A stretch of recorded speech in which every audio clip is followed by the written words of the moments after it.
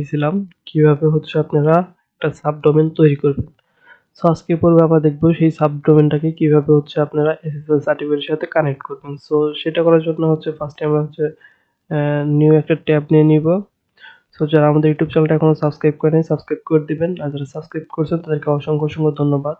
So new tab নেওয়ার পরে হচ্ছে আমরা আমাদের সিপ্যানেল লগ ইন করবো। জাস্ট সিপ্যানেল লগ ইন করার জন্য ইউজার নেম এবং পাসওয়ার্ড এখান থেকে দিয়ে দিবেন, দিয়ে লগ ইন দিবেন। লগ ইন দেওয়ার পর আমাদের সিপ্যানেলটা লগ ইন হয়ে যাবে। এরপর হচ্ছে এটা হচ্ছে সিপ্যানেলের ইন্টারফেস। সো যারা ইউটিউব চ্যানেলটা সাবস্ক্রাইব করেন না এখনই সাবস্ক্রাইব করে দিবেন, আর যারা সাবস্ক্রাইব করছেন তাদেরকে অসংখ্য অসংখ্য ধন্যবাদ। সো ইন্টারফেসে সিপ্যানেল লগ ইন হওয়ার পর এরকম ইন্টারফেস থাকবে। এরকম ইন্টারফেস থাকাকালীন সময় আপনারা কি করবেন, এখান থেকে নিচে চলে আসবেন, স্ক্রল করবেন, স্ক্রল করে হচ্ছে এই সিকিউরিটিতে আসবেন। সিকিউরিটিতে আসার পর দেখেন এখানে এসএসএল যে টিএলএস যেটা আছে এটাই ক্লিক করবেন। জাস্ট আপনারা যদি এটাই যান এসএসএল টিএসএস স্ট্যাটাস এটাই গেলে কিন্তু কাজ হবে না। এটাই গেলে হচ্ছে আপনাদের এসএসএল সার্টিফিকেট কোন কোন ডোমেনের আন্ডারে হয়েছে সেটা হচ্ছে এখান থেকে দেখা যাচ্ছে। দেখেন যদি আমাদেরটায় সিপ্যানেল যদি থাকে, ওটা যদি হয়ে থাকে, আমরা যে ডোমেনটা ক্রিয়েট করছি আমি আপনাদের আগে ডোমেনটা দেখাই দিই। আমাদের যে ডোমেনটা আছে ডোমেন,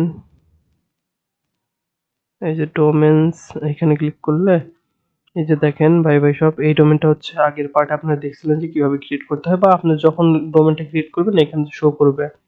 শো করার পরে তখন কি করবেন, আপনারা টুলসে আসবেন। টুলসে আসার পর এখান থেকে চলে যাবেন সিকিউরিটিতে। এরপরে হচ্ছে যদি এসএসএল স্ট্যাটাসে ক্লিক করেন তাহলে দেখতে পারবেন যে আপনাদের ডোমেনটা কি এসএসএল অ্যাক্টিভ নাকি অ্যাক্টিভ না।